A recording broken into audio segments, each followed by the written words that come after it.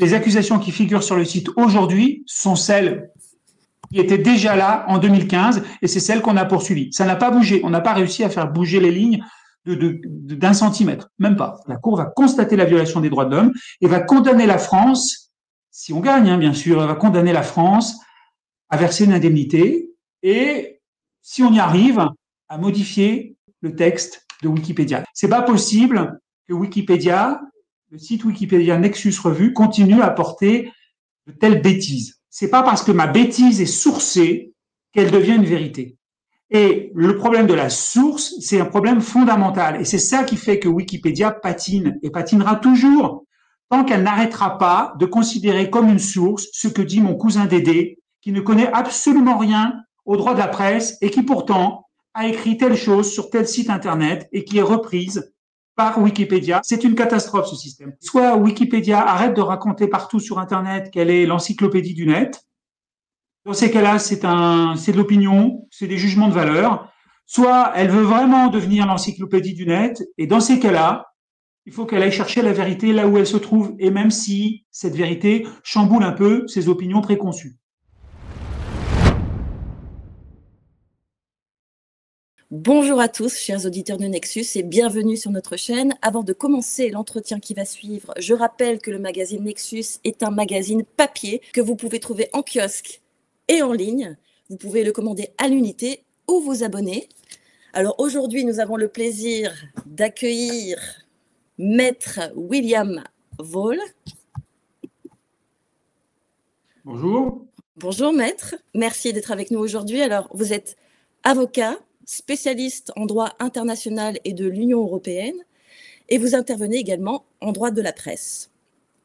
Et vous représentez, il faut le dire, le magazine Nexus dans l'affaire Wikipédia, qui a commencé en 2017, lorsque Nexus a porté plainte après avoir subi une campagne de diffamation. Alors l'affaire a d'abord été jugée en France. Alors moi, je ne suis pas d'accord avec ce que vous venez de dire. Ah. C'est pas avoir subi une campagne de diffamation, c'est avoir commencé à subir une campagne de diffamation, parce que elle est encore là. Quand vous utilisez le passé comme ça, avoir subi une campagne, on a l'impression que c'est fini. Mais ça continue. Oui, ça continue et nous pourrons en témoigner tout à l'heure après les petites expérimentations que j'ai faites ces derniers jours. Alors, donc on va rectifier, on va dire que lorsque Nexus a porté plainte, après avoir commencé à subir une campagne de diffamation, l'affaire a d'abord été jugée en France et se retrouve aujourd'hui devant la Cour européenne des droits de l'homme. Donc grâce à votre travail, grâce à cet acharnement depuis 2017 quand même, hein, ça fait donc 8 ans, c'est ça que ça a commencé. Ouais. Est-ce que vous pouvez nous dire ce qui s'est passé dès 2015 et qui a conduit ensuite Nexus à déposer plainte contre Wikipédia? Alors quand on dit porter plainte contre Wikipédia, c'est pas contre Wikipédia exactement. Oui, exact. En plus, c'est ça. On a porté plainte contre X, mais on a visé, dans ce X, on visait Wikimedia Foundation, qui s'occupe en fait de gérer les plateformes Wikipédia dans le monde entier, et on a visé X parce qu'on ne savait pas qui étaient les contributeurs, et le juge d'instruction, lui, a fait son travail pour déterminer qui étaient les contributeurs. Ça, c'est le travail du juge. Nous, on ne pouvait pas le faire. On ne peut pas, à partir de l'adresse IP, déterminer qui se cache derrière les pseudos du genre Jules Étoile, Braquet 5, ça veut rien dire pour nous. Donc, l'affaire commence en fait, c'est très simple, l'affaire commence à partir du moment où Nexus Papier à l'époque, publie un article sur Wikipédia, et cet article, mi-figue, mi-raisin, dit finalement que chez Wikipédia, il y a des choses qui sont bonnes et d'autres qui sont mauvaises. Et là, je pense que la résistance s'organise dans l'autre camp en quelque sorte, parce que eux, ils considèrent que c'est une attaque, et donc il y a des adversaires. Et qu'est-ce qu'ils font? Eh bien, ils modifient l'article Nexus, la revue Nexus, sur leur site Wikipédia, et ils présentent Nexus désormais comme un journal antisémite et négationniste. Et pour faire ça, ils font un amalgame entre le journal Nexus français et le journal Nexus australien, qui l'un et l'autre n'ont rien à voir, puisqu'en fait, ce sont des lignes éditoriales totalement différentes. La seule chose qui les rassemble, c'est le nom commun. Oui, alors au départ, le magazine français a acheté en quelque sorte la marque du magazine australien. Le magazine Nexus français a été fondé en 1999 grâce à Anne Givaudan. Et pendant quelques années, des articles australiens ont été traduits dans le magazine français. Et puis après, plus aucun article n'a été traduit, il n'y a plus aucun contenu identique dans les deux magazines, il faut le préciser. Donc vous parliez tout à l'heure de l'article Wikipédia. Ça, c'est à partir de 2009 exactement, qu'il n'y a plus du tout je pourrais dire, de communauté entre Nexus australien et Nexus français. Nexus français reprenant son autonomie totale, sur le plan éditorial et sur le plan financier. Et aujourd'hui, voilà, comme Marc Daoud, le directeur de publication, me l'a dit encore il y a 2 jours, nous n'avons plus aucun lien. Nous n'avons aucun compte à rendre au magazine australien. Ce sont vraiment 2 magazines distincts. Moi, en tant que journaliste, je n'ai jamais eu affaire au directeur de publication australien, je n'ai jamais eu à demander une autorisation pour publier un sujet. Non, mon seul interlocuteur dans ce cas-là, c'est Marc Daoud, le directeur de publication français. Vous parliez tout à l'heure de l'article Wikipédia paru en 2015. Alors, c'est l'article qui est paru dans le Nexus numéro 101 de novembre-décembre 2015 qui s'appelle Wikipédia, neutre et fiable, vraiment. Alors, vous disiez qu'il était assez équilibré. Oui, on peut le confirmer. Hein, c'est un article qui a été fait, alors pour qu'on dise un petit peu plus à nos lecteurs, des chercheurs, pendant presque 10 ans, ont analysé 7 articles scientifiques sur Wikipédia pour voir comment ça a évolué. Et leur conclusion, alors, il y a vraiment une partie où c'est marqué point positif. Les 2 chercheurs ont constaté que l'encyclopédie, au fil des années, se réfère de plus en plus à des revues scientifiques réputées et qu'elle participe à l'engagement public et à la diffusion, voire l'amélioration des connaissances scientifiques grâce à la contribution des chercheurs de toutes les disciplines. Et quand même, dans la conclusion, ils disent qu'il y a de bonnes raisons de se méfier du contenu de l'information dynamique dans Wikipédia. C'est ainsi qu'ils recommandent aux internautes d'être particulièrement vigilants sur tous les sujets à polémique, de vérifier la réputation des contributeurs individuels et surtout les sources externes qui figurent en bas de chaque article. Voilà, donc ils invitent à de la tempérance, à pondérer les choses. Est-ce que ça mérite derrière un assaut sur la page Wikipédia Nexus? Ça, je ne sais pas, mais en tout cas, depuis cette époque-là, nous en sommes témoins. Ouais. Alors, il y a des bonnes raisons, en fait, à cet assaut, comme vous l'appelez, là, de bonnes raisons. C'est-à-dire, ce sont des raisons qui sont essentiellement qui relèvent d'un ressort psychologique très particulier des personnes qui sont derrière Wikipédia. Pas de Wikimedia Foundation, pas des gens qui sont tout là-haut et qui supervisent de loin, comme ça, le site, font en sorte que la plateforme soit disponible, etc. Non, je parle vraiment des contributeurs. Les contributeurs, il faut comprendre quel est le profil des contributeurs. Je ne dis pas que je connais le profil de tous les contributeurs, je dis que je connais d'expérience, parce que j'en ai fait des procès là-dessus, je connais que le profil des contributeurs est assez similaire c'est un peu la même chose pour tous. C'est-à-dire, je résume, ce sont des gens qui ont beaucoup de temps. Donc, beaucoup de temps, malheureusement, dans notre société, beaucoup de temps, ça veut dire souvent chômage ou travail partiel, difficulté. Ce sont des gens qui veulent être utiles et qui se sentent mis sur le côté. C'est-à-dire que moi, à titre personnel, j'ai pas de temps, j'ai pas de temps libre, je travaille beaucoup. J'ai pas le temps d'aller sur un site Wikipédia, par exemple, qui parlerait du droit international avec des erreurs. Je dirais, mais tant pis, il y a des erreurs. Wikipédia, c'est pas l'alpha et l'oméga de la connaissance. Donc eux, ils se disent, on peut faire quelque chose d'intéressant, on peut apporter la connaissance aux autres.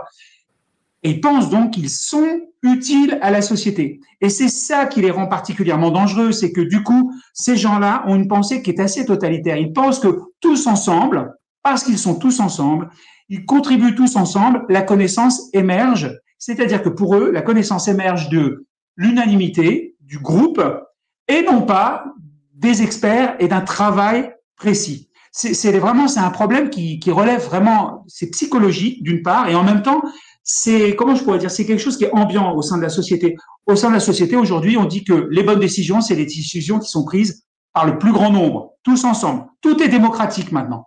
Sauf que des décisions démocratiques dans des domaines très précis, qui nécessitent une expertise, ça donne des décisions débiles.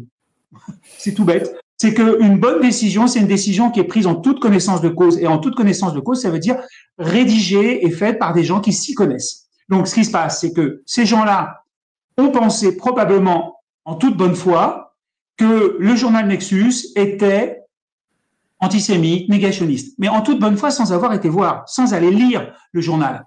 Et c'est là, en fait, où le bas blesse, c'est-à-dire que ces gens-là pensent être utiles, défendre Wikipédia, et alors qu'en fait, ils ne font qu'abîmer Wikipédia, parce que quand on fait ça, on abîme la plateforme Wikipédia, puisqu'on montre ses failles. Et quelle a été la conséquence justement de cet assaut derrière? Parce que là, dans notre article Nexus porte plainte contre Wikipédia, on dit que la page Wikipédia consacrée à Nexus a été bloquée. Alors est-ce qu'on peut en dire plus sur ce blocage? Je vais en dire deux mots. D'abord, il y a une première conséquence qui est la vraie conséquence, qui est celle que le journal a subie, c'est-à-dire que il y a plein de gens qui, alors pas par faiblesse d'esprit, hein, mais simplement par fainéantise, disent tiens, et tout le monde le fait ça, hein, Nexus, je googlise, tac tac tac, Nexus, qu'est-ce que c'est, une revue? Ah, et qu'est-ce qu'ils lisent? Antisémite, négationniste. Mais quoi? Ce journal veut m'interviewer et il y a marqué antisémite, négationniste. Non, non, non, je n'y vais pas, je décommande. Et c'est ce qui s'est passé dans beaucoup d'affaires. C'est-à-dire que le journal n'a pas pu interviewer des personnalités. Je crois qu'il y a eu le Dalai Lama qui n'a pas voulu. Il y a eu, comment il s'appelle cet ancien ministre de la nature, là? Vous vous souvenez de son nom? Nicolas Hulot. Hulot, ouais. Voilà, il y a eu plein de gens qui ont dit ah finalement vous savez j'ai autre chose à faire, ça va être compliqué, mon emploi du temps est compliqué. Alors évidemment on n'a pas la preuve que c'est à cause de ça, mais on s'en doute. Et surtout quand il y a une discussion comme ça hors caméra, hors enregistrement, ils disent la vérité. Donc ça c'était la première conséquence, une conséquence en fait dans la possibilité de Nexus de se développer et d'avoir des contacts variés, diversifiés. La deuxième chose, c'est que les gens qui ont rédigé l'article ont tout fait pour que cet article ne puisse pas être modifié par des internautes de bonne foi, ou même par moi, ou par le journal. Et alors ils disent, bah, voilà, mais c'est normal. C'est pas la personne accusée d'antisémitisme et de négationnisme qui doit venir modifier le texte. D'accord, mais personne ne peut modifier le texte, puisqu'en fait, ils ont fait un blocage, ils ont organisé la situation de telle manière que les seules personnes qui peuvent modifier la page sont les gens qui l'ont rédigée. Donc, on est sur un blocage. Alors, à l'heure actuelle, la page est considérée comme semi-protégée. C'est-à-dire que seuls les utilisateurs auto-confirmés peuvent tenter de modifier la page. Alors, qu'est-ce que ça veut dire un utilisateur autoconfirmé? En tout cas, aujourd'hui, c'est être inscrit au moins depuis 4 jours. Je ne sais pas s'il y a d'autres conditions, mais il fallait être inscrit au moins depuis 4 jours. Alors, on a fait un test. Et ce qui s'est passé, c'est que toutes les tentatives de modification, dans les minutes qui ont suivi, mais vraiment, quand je dis les minutes, c'est peut-être 4 ou 5 minutes, ouais. Ont été supprimées. Alors, pas de source fiable. On a essayé de tourner les phrases autrement, mais pour rester très factuel, par exemple, de dire que justement, le magazine Nexus a porté plainte et que l'affaire était actuellement en cours devant la Cour européenne des droits de l'homme, ça on ne pouvait pas le mettre. Même en disant que le magazine Nexus déclarait qu'il avait porté plainte, en renvoyant vers le site, non, on ne peut pas, vous ne pouvez pas utiliser le site Nexus comme source puisque c'est le magazine lui-même. Alors que je disais que c'était le magazine Nexus qui déclarait que. Donc on a tenté pour que dès le début, dès les premières lignes, il soit inscrit que le magazine Nexus est à la base un magazine australien, mais qu'il existe une version française qui n'a rien à voir, que ces éléments-là apparaissent dès le début pour éviter tout amalgame. Mais impossible, impossible. Donc là, on essaie de... Oui. Là, ce que vous avez vécu en faisant ça, c'est ce que nous, on a vécu, Marc Daoud et moi, il y a 4 ans déjà, en faisant cette tentative, et bien avant encore aussi, en 2017. C'est-à-dire qu'on a fait des tentatives régulières pour essayer de modifier le texte, et à chaque fois qu'on modifie, mais quelques mots, clac, il y a quelqu'un qui arrive. C'est à croire qu'il y a quelqu'un qui a mis une veille spéciale, et qui est là, et qui est en permanence là pour dire, attention, attention, dès qu'on modifie l'article, il est remodifié dans l'autre sens. Alors, ce qui nous plombe dans cette affaire, c'est on aurait pu tout à fait gagner ce procès en interne en France. C'était tout à fait possible. Mais la grosse difficulté, c'est qu'en 2024, il y a une loi qui a été passée par le législateur, et le législateur a dit, voilà, désormais, lorsque la peine encourue dans les procès de diffamation ou autres, lorsque la peine encourue est inférieure à 1 an, on ne peut pas lever l'anonymat sur les sites Internet. Et du coup, en plein vol, pendant que l'affaire était en train d'être instruite, enfin pour de vrai, par un juge d'instruction qui enfin s'était saisi du dossier, parce qu'il y a eu des va-et-vient, ça a été très compliqué sur le plan juridique, ça y est, ça démarre, et d'un seul coup, en plein vol, l'oiseau, ses ailes sont rognées. C'est-à-dire que le juge d'instruction m'envoie une lettre et me dit impossible d'avancer, la loi nouvelle s'applique immédiatement, on ne peut pas rechercher qui se cache derrière les anonymes qui ont rédigé les contributeurs sur la page. Si on avait pu chercher, on serait allé jusqu'au procès et on les aurait coincés, ces gens-là. Le problème, c'est que la loi nous en empêche. Alors, tout de suite, tout le monde se dit, mais c'est fait exprès cette loi, elle a été faite exprès pour Wikipédia? Non, pas du tout. Cette loi, elle est rentrée en vigueur, elle était dans un autre cadre par rapport à la protection de l'enfance. Ça n'a absolument rien à voir avec le journal Nexus et cette affaire. Ils n'ont pas voulu empêcher, le législateur n'a pas voulu empêcher les juges d'instruire cette affaire-là en particulier, non. C'est juste que c'était dans l'air du temps, c'est arrivé, le législateur s'est emparé et ça tombe sur nous en une sorte de dommage collatéral. Et ça, c'est vraiment dommageable. C'est ça qui a fait qu'on n'a pas pu avancer. Et in fine, on se retrouve dans la Cour européenne des droits de l'homme parce qu'on attaque la France pour avoir adopté cette loi qui nous empêche d'agir et faire retirer ces propos qui sont stupides. Alors, est-ce que vous pouvez résumer justement, pas trop longuement, parce que mais le parcours juridique depuis le début, devant quel tribunal c'est allé, à quel moment on a fait jurisprudence et pour quelles raisons? Donc là, vous venez d'expliquer au moment où il y a eu, on va dire, retour en arrière, et jusqu'à la Cour européenne des droits de l'homme, et sous quel motif? Bon, alors le parcours est assez classique. On a introduit une plainte avec constitution de partie civile. Un juge d'instruction a été nommé. Le juge d'instruction a mis tout de suite de la très très mauvaise volonté à faire le travail. Et puis il a constaté, il a dit à un endroit, il dit mais il y a un problème de prescription. Vous nous avez saisi 3-4 jours après le délai de prescription qui était de 3 mois. Donc les derniers propos ont été tenus telle date. On compte 3 mois. Au bout des 3 mois, vous nous avez saisi 3 jours plus tard les 3 mois. Donc c'est trop tard. Donc le juge d'instruction dit c'est fini, moi j'accepte pas le dossier. Donc on a fait un recours contre cette décision du juge d'instruction, on est allé devant la chambre de l'instruction. La chambre de l'instruction dit bah oui c'est trop tard, désolé. Et on est allé en cassation. Et la Cour de cassation, il faut dire la vérité, la Cour de cassation a sauvé le dossier. La Cour de cassation regarde et dit mais attendez, certes les propos ont été tenus à telle date, mais entre-temps vous aviez modifié, retiré la page et la page a été remise par un des contributeurs du site. Et en remettant et en retirant la page et en la remettre, c'est une nouvelle publication qui fait courir un nouveau délai de 3 mois. Et du coup, on n'était plus hors délai, on était dans le délai. Donc c'est retourné après à la chambre de l'instruction, qui a considéré que la Cour de cassation s'imposait à elle et qu'elle devait suivre ce que disait la Cour de cassation. C'est retourné à l'instruction. Et là, il y a eu un juge d'instruction qui a pris le dossier et qui n'a rien fait du tout. Donc ce qui s'est passé, c'est qu'au bout de 3 mois, une prescription est arrivée. Alors le juge d'instruction laisse entendre que c'est la faute de l'avocat qui aurait dû agir, etc. Mais à force de se défausser quand on doit faire quelque chose sur les avocats en disant bah voilà, c'est les avocats qui sont responsables, je trouve ça particulièrement gonflé. C'est une jurisprudence que je n'apprécie pas du tout et je pense qu'il n'y a aucun avocat qui apprécie cette jurisprudence. Donc ensuite, ce qu'on a fait, c'est qu'on a utilisé cette jurisprudence extraordinaire de je retire l'article, je le remets, ça fait courir un nouveau délai. On a retiré l'article. Et eux, ils ont remis l'article, et en remettant l'article, on a fait courir 3 mois, et on a refait une plainte avec constitution de partie civile.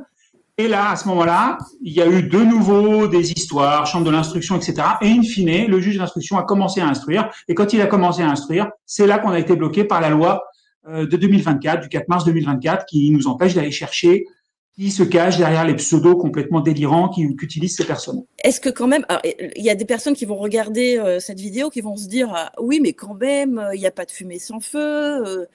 Pourquoi en fait on nous a accusés de négationnisme, d'antisémitisme, mais il y a pire que ça aussi, quoi, pire. Ou, je sais pas comment. Paramilitarisme.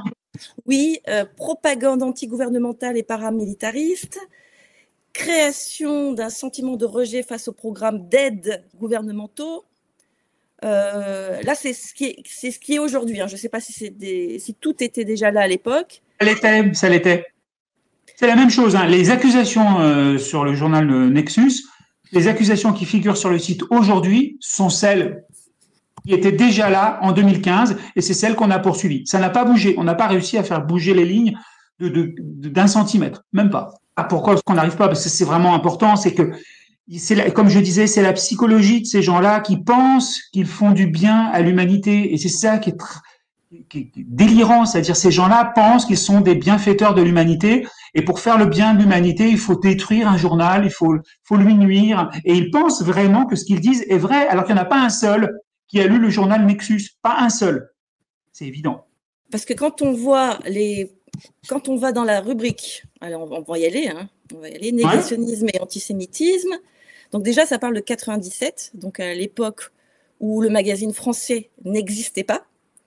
Le Stephen Roth Institute classe le site web international de Nexus comme l'un des principaux sites qui hébergent ou promeuvent activement l'antisémitisme.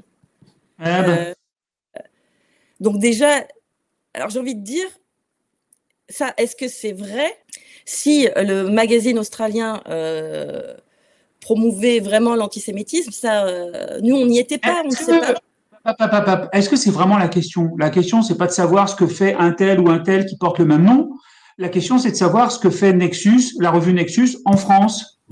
Et la revue Nexus en France n'a absolument rien à voir avec les accusations qui sont formulées là. Donc pourquoi est-ce que dans le journal Revue Nexus, la page française, pourquoi est-ce qu'il est écrit ces choses-là quand on parle vraiment effectivement du Nexus français? Pourquoi est-ce qu'on parle de ce qui se passe là-bas? Il se trouve que moi, je m'appelle William Vol. Il y a plein de William Vol aux États-Unis et il y en a plusieurs dont je ne suis pas très, très fier, mais je ne me sens pas du tout concerné. Pas du tout. Donc, chacun sa vie, en quelque sorte. Donc, le journal Nexus, revue française, elle a sa vie. Je vois pas pourquoi est-ce qu'on irait chercher ce que fait le Nexus australien et pourquoi pas le Nexus russe ou chinois. Mais c'est vrai que dans l'idéal, et c'est ce qu'on demande, c'est qu'il y ait deux pages et que tout soit repris à zéro. Et si vraiment ils décidaient, alors qui décide d'ailleurs, de ne garder qu'une seule page, que dès les premières lignes, on comprenne de quoi il s'agit et que les deux formats sont complètement dissociés. Mais dans ces cas-là, il n'y a aucun sens à garder une seule page pour les deux. C'est ce que vous dites là est tout à fait pertinent parce que quand on commence à lire l'article Nexus revue sur Wikipédia, qu'est-ce qu'on lit? On lit Nexus est un magazine bimestriel australien. Oui, dans la première partie, on ne parle pas du français. Après, ligne éditoriale, pareil. Ah, la rédaction française affirme, si un petit moment, quelques lignes plus bas. Mais tout est mélangé, en fait, on s'y perd là. On s'y perd. À droite, on a... Et pourquoi on s'y perd? On s'y perd parce que ça n'a pas été fait de façon rationnelle et scientifique. C'est du gloubi-boulga, c'est de l'idéologie, de la propagande. Pourquoi avoir accepté de défendre cette affaire? Est-ce que vous connaissiez déjà Nexus, son directeur de publication? Comment ça s'est passé au départ?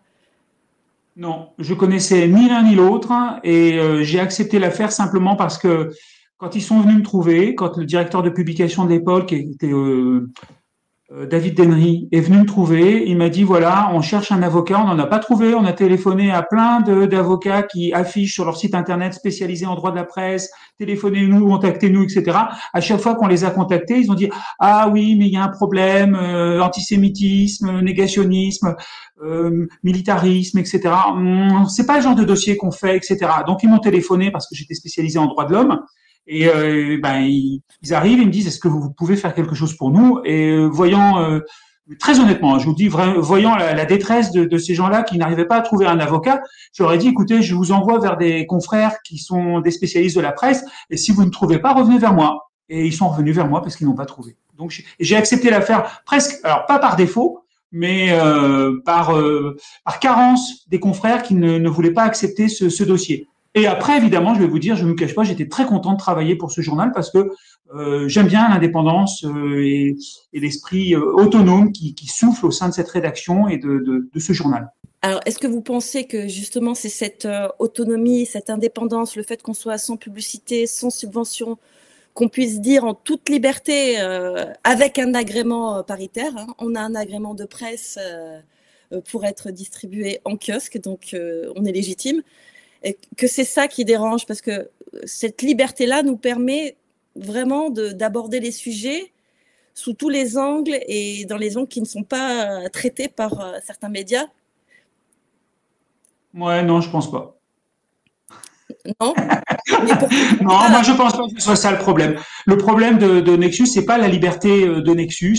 Le problème de Nexus, c'est qu'il n'est pas classable ou on peut pas ranger Nexus dans une catégorie déterminée préalablement. On peut pas dire ah bah ça c'est le groupe Bolloré, ça c'est tel truc. On peut pas dire ça. Donc du coup, bon, on va l'attaquer sur autre chose. Et puis on est dans un cadre bête et basique de revanche.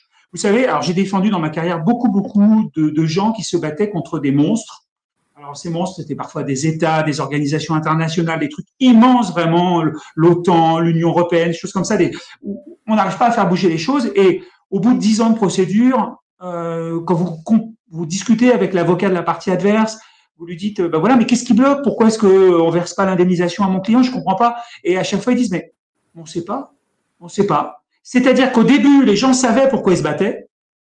Et à la fin, les gens ne savent plus. La bataille se poursuit indéfiniment. Alors, c'est sûr que le journal Nexus sait pourquoi il se bat, mais les gens qui sont les contributeurs Wikipédia, qui ont écrit à l'époque, à mon avis, il y en a très peu qui restent encore actuels, à l'heure actuelle sur cette page et qui travaillent sur cette page.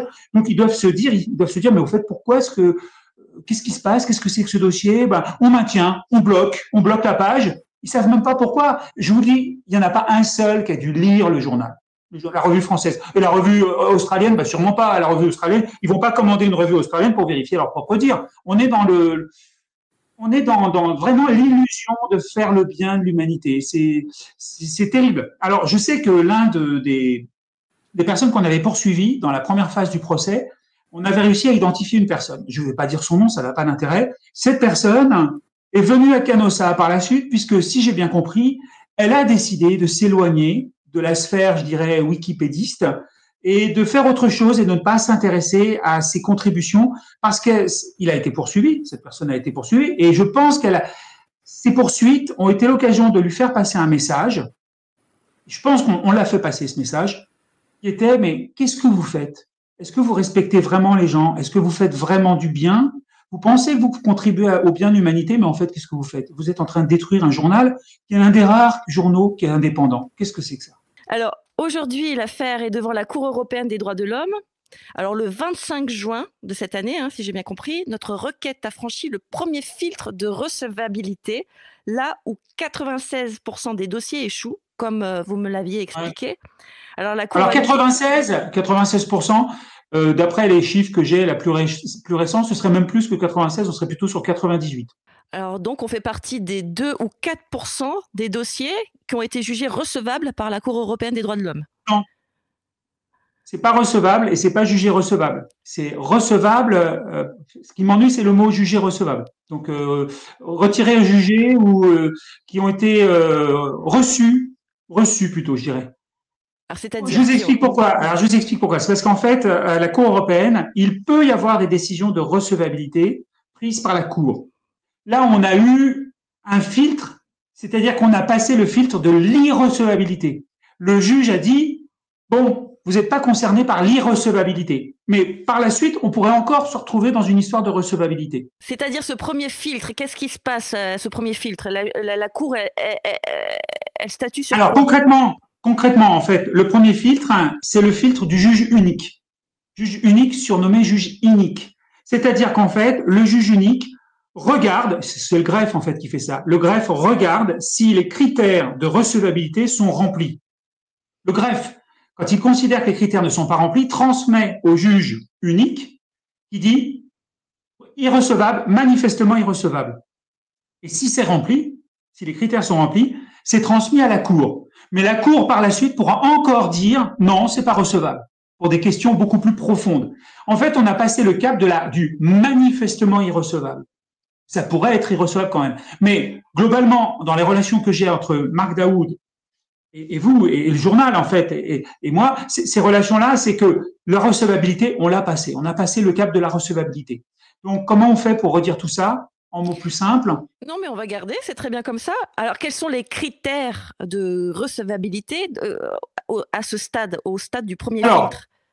Question très intéressante. Donc, à ce stade, les critères de recevabilité, il y en a qui sont très, très basiques. Donc, il faut que la requête ne soit pas anonyme, qu'elle soit dirigée contre un État.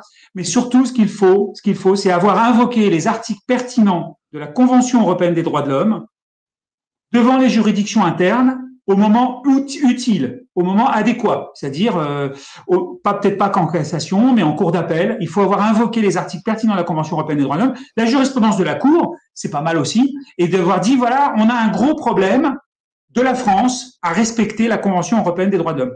Si on a fait ça, généralement, on est recevable. Sachant qu'aussi, il y a une condition de délai, c'est-à-dire qu'à partir de la dernière décision rendue en interne, ça c'est la Cour de cassation, il faut introduire la requête auprès de la Cour dans le délai des 4 mois. Et c'est ce qu'on a fait. Donc, on est recevable parce qu'on a fait ce qu'il fallait. Et puis, il y a un élément supplémentaire, c'est que la Cour doit considérer que l'affaire est intéressante, que l'affaire l'intéresse. Elle doit dire, tiens, mais ça, c'est une vraie question, une question en lien avec les droits de l'homme.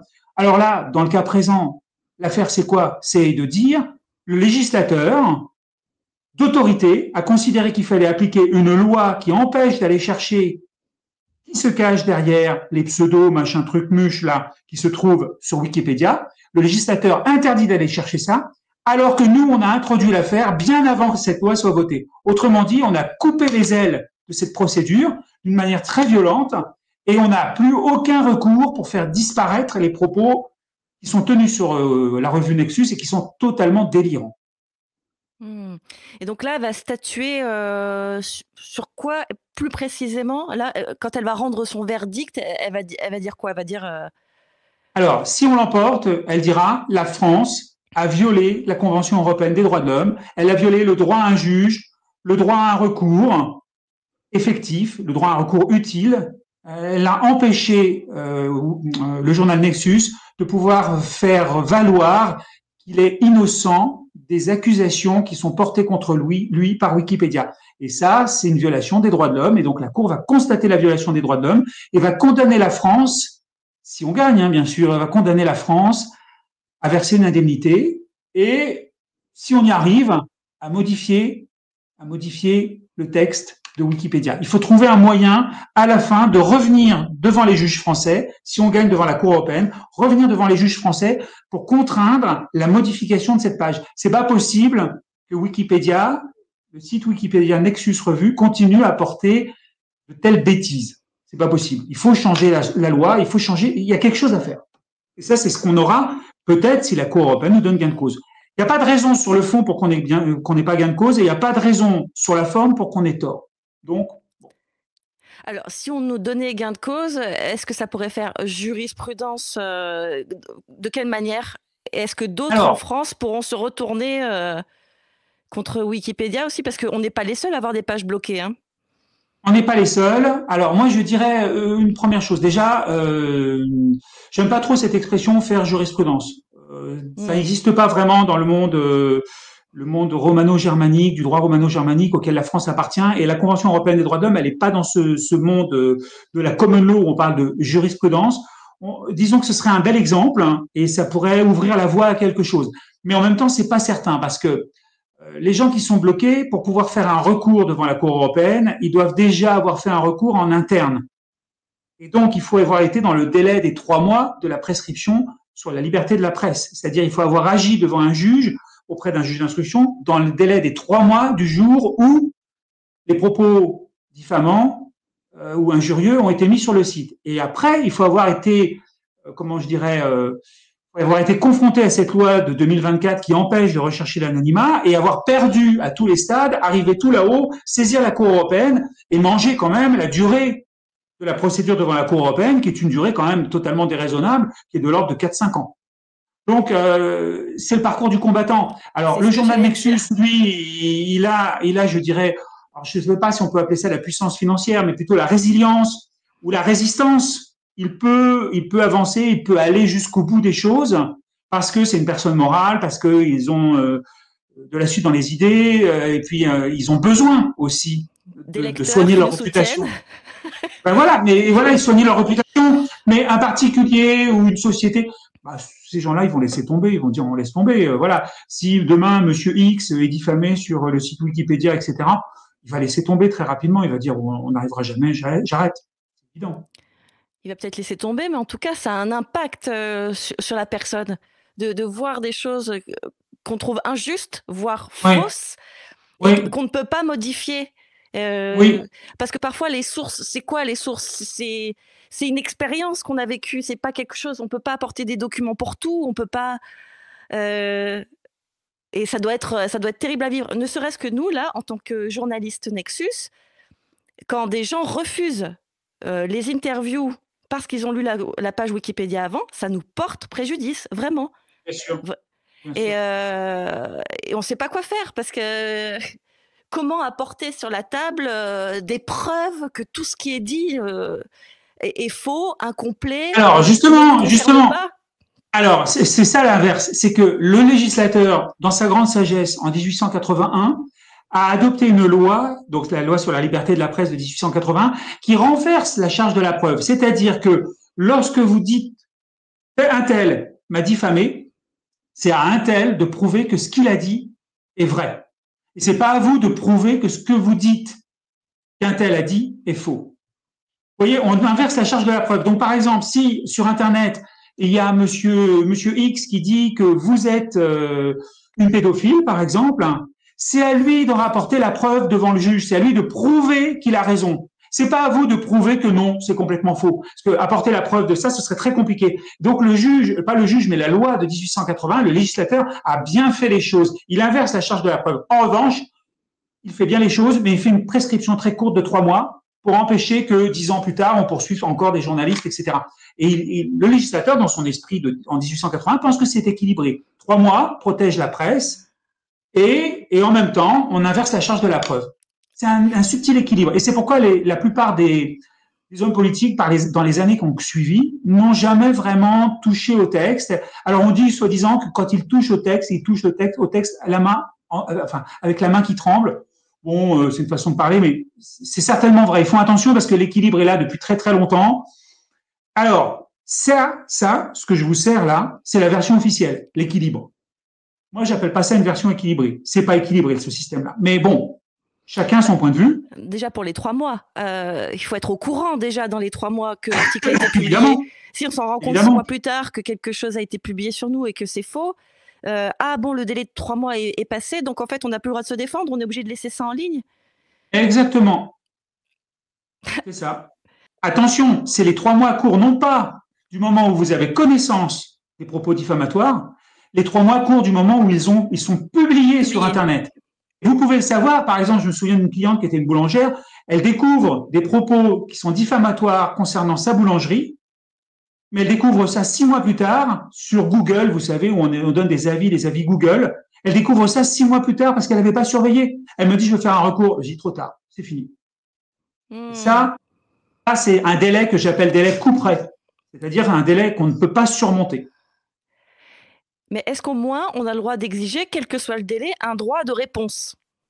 Oui, mais dans le délai des 3 mois. Ah, dans le délai des 3 mois aussi? Eh oui, le droit de réponse, c'est pareil. Bon, après, on peut tomber sur quelqu'un de sympa. On a eu un cas... non, je ne vais pas entrer dans les détails. On a proposé un droit de réponse, même 1 an plus tard, et c'est la personne qui a refusé. C'est vrai que aussi, les tribunaux interprètent de façon très restrictive le droit de réponse. C'est-à-dire que la plupart du temps, le journal qui reçoit une demande de droit de réponse peut le refuser parce qu'il y a plein de petites conditions, une bonne dizaine, et si une des conditions n'est pas respectée par le demandeur, on peut rejeter sa demande de droit de réponse. Et c'est ce qui arrive très souvent. À ce moment-là, le demandeur a un recours, il peut saisir en référé le juge pour essayer de demander à ce que le droit de réponse soit contraint et qu'il soit inséré obligatoirement dans le texte. Et la plupart du temps, le juge refuse parce qu'une des conditions sont manquantes. Et d'autant plus qu'on ne peut pas rattraper quand on s'est trompé, qu'on a passé le délai des 3 mois. On ne peut pas rattraper la condition qui manquait. Donc, tout ça, c'est pas subtil, c'est pour protéger la presse. Et c'est ça le paradoxe de cette affaire Nexus, c'est que Nexus est un journal de presse, il appartient à la presse, et lui est victime de cette loi sur la liberté de la presse censée protéger les journaux. C'est incroyable. Un renversement comme ça dans la dialectique. Tout à l'heure, vous parliez de la preuve, que c'était à celui qui accuse d'apporter la preuve que... et là, est-ce que Wikipédia respecte ça? Est-ce qu'il apporte la preuve de tout ce qu'il avance sur la page? Alors, ce qui compte aussi, c'est le moment où la preuve doit être apportée. Donc, cette preuve, quand on apporte la preuve, on appelle ça l'exception de vérité, et elle doit être apportée dans un délai bien déterminé à partir d'un événement précis. Cet événement précis, pour le cas qui nous occupe, c'est lorsque le juge d'instruction rend une ordonnance de renvoi des personnes qu'il a identifiées devant le tribunal correctionnel pour jugement. Et donc là, à ce moment-là, il y a 10 jours pour pouvoir, quand on se défend là-dedans, pouvoir dire, attendez, dans les 10 jours, il faut dire, je vais faire la preuve de ce que je disais. Donc là, pour l'affaire qui nous occupe, on n'est pas arrivé à ce stade-là, puisque le juge d'instruction n'a jamais rendu d'ordonnance de renvoi vers le tribunal correctionnel, puisque l'affaire a été rejetée et on est devant la Cour européenne des droits de l'homme. Alors, au départ, c'était pour diffamation qu'on a porté plainte. C'est pour diffamation. Et là, devant la Cour européenne des droits de l'homme, c'est également pour diffamation? Non, devant la Cour européenne, c'est pour violation de la Convention européenne des droits de l'homme, les articles 8, 13 et 14. Pourquoi? Parce que devant la Cour européenne, ce qu'on poursuit, c'est l'État français pour nous avoir empêchés d'obtenir gain de cause en interne devant ces tribunaux. C'est ça qu'on fait. Alors qu'en interne, on poursuivait les personnes qui sont les contributeurs et celles qui sont responsables de l'insertion et de la pose de cet article sur le net. Donc, c'est pas la même chose. Et là, on les poursuivait, eux, pour diffamation. Donc, d'un côté, en interne, on poursuit les gens pour diffamation au pénal, c'est-à-dire pour violation de la loi de 1881, qui est une loi essentiellement pénale, même si on peut faire des choses au civil aussi. Et à l'international, c'est-à-dire devant la Cour européenne des droits de l'homme qui se trouve à Strasbourg, on poursuit l'État français à cause de ces tribunaux qui nous ont bloqués. Donc, ce qu'on veut sanctionner, ce n'est pas vraiment la France, mais c'est ces tribunaux. Mais au niveau international, la France et ces tribunaux se confondent. On considère que c'est la même personne. Donc, est-ce que la plainte contre les contributeurs de Wikipédia est toujours en cours alors? Non, la plainte contre les contributeurs de Wikipédia a disparu. Elle n'existe plus. En revanche, s'y est substituée la plainte de Nexus contre la France pour avoir fait ça, pour avoir nié les droits de Nexus à un procès équitable, un recours effectif pour diffamation. Mais si la Cour européenne des droits de l'homme nous donnait raison, est-ce que vous pensez qu'il y aurait moyen peut-être de reprendre l'affaire? Alors, il faut bien. Alors, la question est très très importante. La question que vous posez est très importante et il faut y répondre intelligemment, c'est-à-dire il faut surtout pas se lancer dans oui ou non. Il faut plutôt dire que actuellement, au regard de l'état du droit français, il n'y aurait pas de moyen de le faire. Mais d'une part, la loi change. D'ici 4-5 ans, la loi française aura certainement changé, peut-être là-dessus.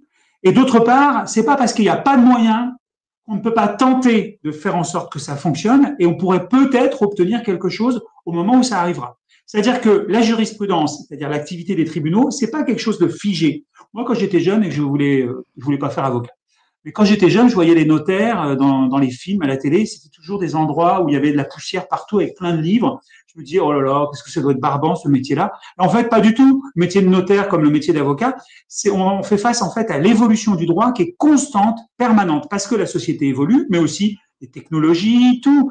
Donc, dans la mesure de cette évolution-là, le droit aussi évolue. Le droit suit toujours les évolutions. Il est toujours à la traîne derrière. Et donc là, on a depuis des années une cour européenne qui condamne la France et des juges français qui disent « Ah oui, on a une condamnation, etc. » Mais c'est pas directement applicable. On peut pas forcer à reconnaître ci ou ça, même si la Cour européenne l'a dit.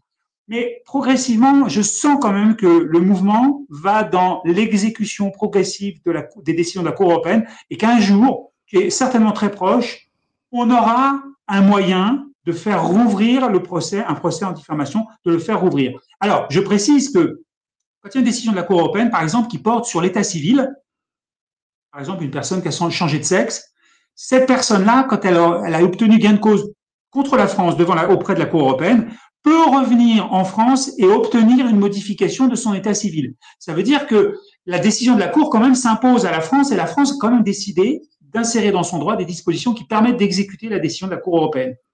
Donc ça, c'est possible. Donc si c'est possible pour l'état civil, ça va peut-être être progressivement possible pour d'autres choses. Donc voilà, ça, je l'espère vraiment profondément parce qu'il n'y a pas que la Cour européenne, il y a d'autres organes internationaux qui rendent des décisions internationales qui condamnent la France et après, ça s'arrête là. Pour l'instant, la seule chose que fait la France, à part l'état civil, c'est qu'elle paye.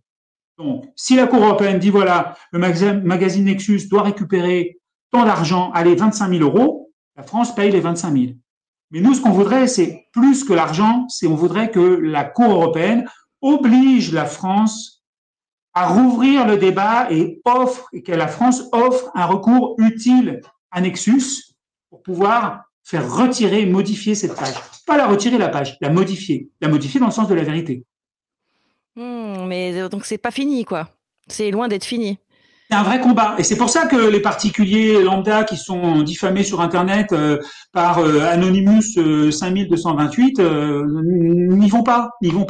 Ils disent je laisse tomber. Parce que, étrangement, c'est ça qu'il faut se poser comme question aussi, c'est pourquoi est-ce que des gens qui sont des contributeurs de Wikipédia, pourquoi est-ce que ces gens, en voyant qu'il y a un procès, etc., ne modifient pas leur page? Alors effectivement, il y a le biais cognitif, ils pensent avoir raison, etc. Mais pourquoi est-ce qu'ils ne modifient pas? Il y a une vraie question derrière. Pourquoi est-ce que, moi, quand on me dit, tu t'es trompé, je regarde, je pique une petite colère, et je dis, je modifie, je vais pas laisser quelque chose qui est faux. Ça m'arrive plein de fois. Alors, pourquoi est-ce que eux sont incapables de modifier ce qu'ils ont écrit? Et c'est peut-être là qu'il faut se poser la question de savoir est-ce qu'il n'y aurait pas derrière Wikimedia Foundation des gens qui seraient là pour essayer d'empêcher justement ces modifications. D'après les informations qu'on avait eues, l'un des contributeurs, sa défense, quand il était poursuivi par le journal Nexus, sa défense était assurée et réglée plutôt par Wikimedia Foundation. Donc, il ne sortait pas d'argent de sa poche. Donc, il y a quand même un lien. Les contributeurs, ceux qui contribuent à écrire ces articles et ces bêtises, ils sont rémunérés. Alors, ils ne sont pas rémunérés, mais ils sont défendus par Wikimedia Foundation, semble-t-il. Alors, on n'en est pas sûr, parce que ça, je ne sais plus comment on a eu cette information. Je crois que c'est Marc Daoud qui a eu cette information, mais c'est intéressant, je trouve. Ça dit beaucoup.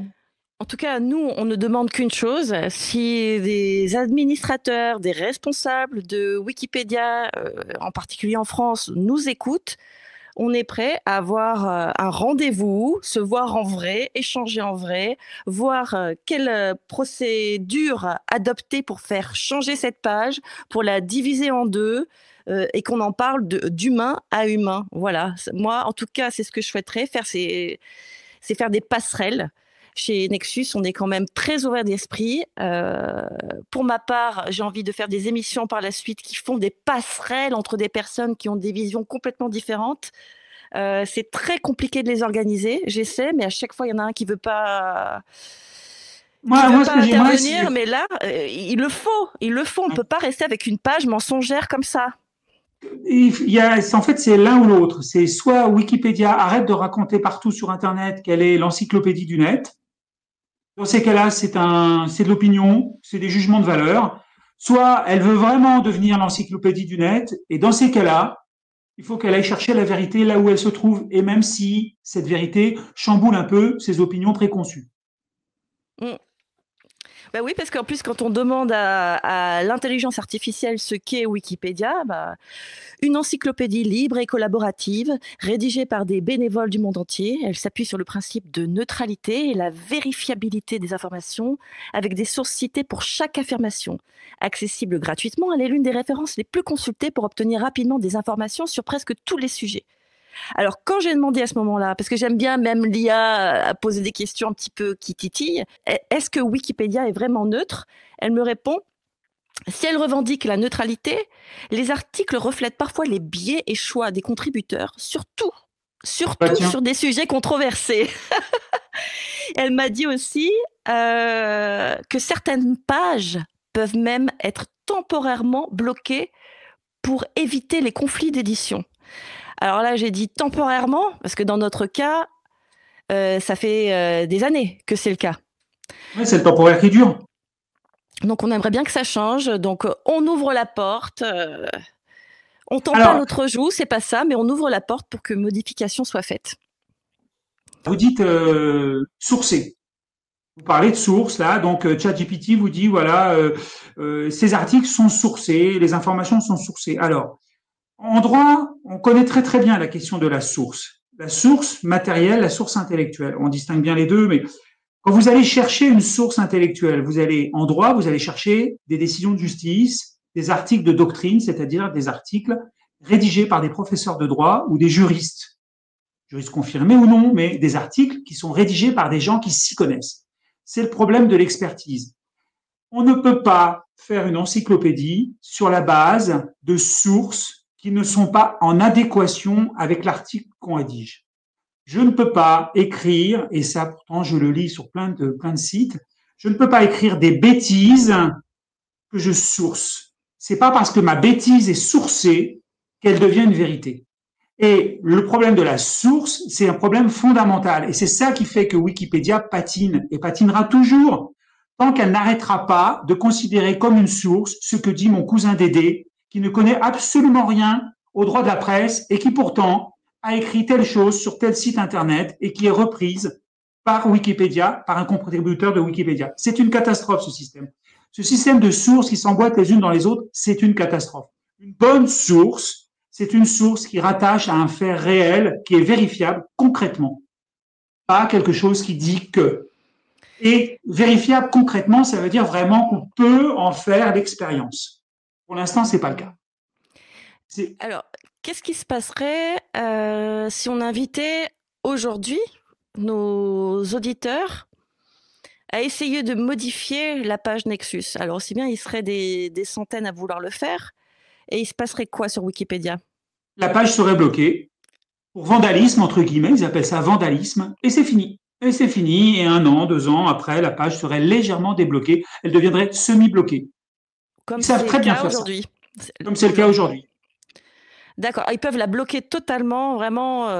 Oui, tout à fait. Donc, chers auditeurs, voilà, on se retrouve devant une impasse. On ne sait pas quoi faire. Là, franchement, je préfère dire que je me sens impuissante. Je ne sais pas quoi dire aux auditeurs. Vous leur diriez quoi, vous? Alors, moi, je leur dirais que notre vrai problème, ce n'est pas tant ce blocage, semi-blocage ou blocage total. Notre vrai problème, c'est la loi française qui nous interdit d'aller rechercher les auteurs et les contributeurs. Parce que si la page est semi-bloquée ou bloquée, vous avez fait des tentatives il n'y a pas longtemps, il y a 4-5 jours, etc. Donc, ces tentatives, ce qui s'est passé, c'est que les auteurs ont remis et ont remodifié les parties que vous aviez essayé de retirer. En remodifiant, ils ont créé un nouveau délai de 3 mois pour qu'on les poursuive. On pourrait les poursuivre pour diffamation. La difficulté, c'est que la loi de 2024 nous interdit d'aller chercher qui sont ces gens-là. Donc on a bien un délai qui s'est rouvert, mais la loi de 2024 nous interdit de chercher qui sont ces gens-là. Parce que la peine encourue est de moins d'un an. Est inférieure à 1 an. Pourquoi ils encourent quoi comme peine, ces gens-là qui font des commentaires? 12 000 € d'amende. Alors, donc, il faudrait changer la loi pour que de tels faits puissent éventuellement susciter une peine d'emprisonnement d'1 an minimum. Exactement. Et c'est ça qu'on demande à la Cour européenne. On demande à la Cour européenne d'enjoindre à l'État français de modifier sa loi, non pas pour qu'il y ait une peine d'1 an de prison, mais pour que les diffamations de la loi 1881, diffamation et injures, non publiques envers des particuliers, puissent donner lieu à une enquête pénale autorisant la détermination par des moyens électroniques de l'état civil des personnes qui sont derrière. Donc le nom et le prénom pour pouvoir les poursuivre. C'est ça qu'on veut en fait. Quand on aura ça, si la Cour européenne ordonne ça, dit bah voilà, vous devez faire en sorte que vous puissiez identifier les personnes qui écrivent des bêtises pareilles, dans le cadre de la loi 1881, à ce moment-là, on modifiera le site, on tentera de modifier le site. À ce moment-là, il y a des gens qui, comme d'habitude, arriveront tout de suite pour remettre la page. Et lorsqu'ils auront fait ça, ils auront en fait enclenché un nouveau délai de 3 mois et là, on les attrapera.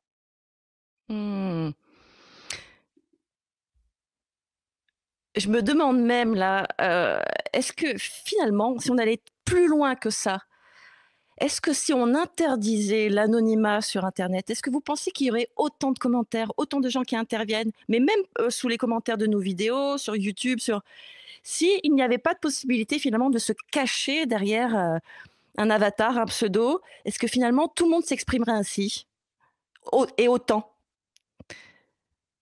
Est-ce qu'il ne faudrait pas interdire l'anonymat? Non, mais je me pose la question. ou dans certaines conditions, ou je ne sais pas. Parce que je trouve que se cacher derrière des pseudonymes, derrière... des fois, ça laisse libre cours, mais vraiment, mais à de la haine. C'est vrai. C'est... Franchement, même sous certaines de nos vidéos, quand je lis certains commentaires, nous, on essaie de ne pas supprimer, sauf si vraiment il y a une incitation à la haine, mais on n'arrive pas à tout... À tout analyser et à tout trier. C'est tellement énorme. On a des centaines de vidéos, des milliers de vidéos. Mais si les personnes, il y avait vraiment leur nom et leur prénom, je ne sais pas s'ils se permettraient autant de choses et autant de propos. Et pas ouais. Je vais vous surprendre parce que moi, je fais pas trop, je vais pas trop sur Internet, je n'écris pas trop de commentaires, mais à chaque fois que j'ai écrit des commentaires quelque part, il y a marqué Vol William. Parce que l'anonymat, je vois pas quel est l'intérêt de se mettre en anonyme. C'est quoi l'objectif de l'anonyme? C'est de ne pas être repéré par qui que ce soit, mais c'est pourquoi on ne veut pas être repéré? Donc, pour moi, l'anonymat, c'est quelque chose d'étrange. Pourquoi vouloir être anonyme? Est-ce qu'on dit plus de choses quand on est anonyme? En vérité, pas vraiment plus, je pense. Par contre, on ose dire des bêtises, ça c'est sûr. Mais ça veut pas dire qu'on dise plus de choses sur soi-même sur Internet quand on n'est pas anonyme. Je sais pas. Je sais pas. Pour moi, le souci sur Internet, c'est plus un manque d'éducation. C'est-à-dire, alors c'est malheureux de dire ça parce que c'est de la politique quand je fais ça, mais c'est un manque d'éducation. Beaucoup, j'enseigne le droit international et je vois mes étudiants, je me dis, mais c'est incroyable. Ils croient que ce qui est écrit sur une page Internet, c'est la vérité, systématiquement. Ils n'ont pas été éduqués, ils ont 25 ans, 22, 23 ans, ils n'ont pas été éduqués à remettre en cause ce qui est marqué sur une page Internet. Pour eux, ce qui est marqué sur Internet, c'est paroles d'évangile. Et on ne critique pas les paroles d'évangile. Donc ça, c'est un vrai problème, c'est un problème d'éducation. Leur apprendre, par exemple, dans un des cours que je fais, il y a un exercice, il y a une page qui est une fausse page, une fausse organisation internationale. Eh bien, eux, ils répètent, ils disent, on a regardé sur cette page, c'est marqué, etc. Je les ai envoyés sur cette page, et ils reprennent les informations, ils se rendent pas compte que ce qui est marqué est totalement faux, parce qu'ils n'ont pas les moyens de vérifier. Alors, c'est des moyens qui sont à la fois, je dirais, de curiosité et à la fois d'éducation. S'ils avaient été éduqués à ça, ils prendraient du recul. Pour l'instant, tant que les opinions sur Internet sont considérées comme des paroles d'évangile, maintenant, c'est plus la télé qui devient le faiseur de vérité, c'est Internet. Et ça, c'est dramatique. C'est dramatique parce que le manque de recul, le manque d'appréciation, d'éducation. Et en plus, quand on parle d'éducation, les gens disent, mais c'est ça, vous voulez envoyer tout le monde à l'école, etc. Ben oui, mais comme ça, c'est comme ça qu'on peut mieux vivre ensemble quand même, je pense. Je sais pas, je vois pas d'autres solutions. Éveiller les enfants de plus jeune âge à l'esprit critique, à l'ouverture d'esprit, à la confrontation, mais sans forcément la haine avec quelqu'un qui ne pense pas comme nous. Ça me paraît être la base. D'ailleurs, chez Nexus, maintenant, on a changé. Avant, on disait, est-il le plus important de savoir ou de comprendre? Je crois qu'il était marqué là-haut. Maintenant, c'est l'antidote au prêt-à-penser. Nexus, l'antidote au prêt-à-penser. Donc, nous... on essaie vraiment en fonction de ce qu'on découvre, en fonction de nos enquêtes, de faire évoluer notre manière de penser. Aussi bien ce qu'on va dire aujourd'hui, là, si on refaisait une interview dans un an, on dira autre chose. Déjà parce que la loi aura évolué peut-être, et aussi parce que nous-mêmes, on aura évolué en fonction de nos expériences, en fonction de nos connaissances. Voilà, on va peut-être terminer là-dessus parce que nous arrivons bientôt au terme de cet entretien. Nous avons 2 minutes donc pour nous dire au revoir, maître. Écoutez, au revoir. Merci beaucoup et n'hésitez pas à poser des questions sous la vidéo et ça nous incitera peut-être à faire une seconde vidéo plus tard pour apporter des précisions, des éclaircissements sur ce qui a été dit aujourd'hui. Et que ce soit pour nos frais juridiques ou pour payer les journalistes et financer nos enquêtes, n'oubliez pas, vous pouvez vous abonner et acheter le magazine Nexus. Est-ce que vous voulez ajouter quelque chose pendant les 30 secondes qui restent, maître? Non, je suis entièrement d'accord. Alors, je ne parle pas de abonder pour les frais juridiques, choses comme ça, mais je suis entièrement d'accord avec la philosophie du journal. La liberté d'expression, c'est quelque chose de précieux et ça ne doit pas être confisqué par des gens qui prétendent détenir la vérité et qui l'inscrivent sur Internet. Bien, très bonne conclusion. À bientôt pour la suite de nos affaires. Hein.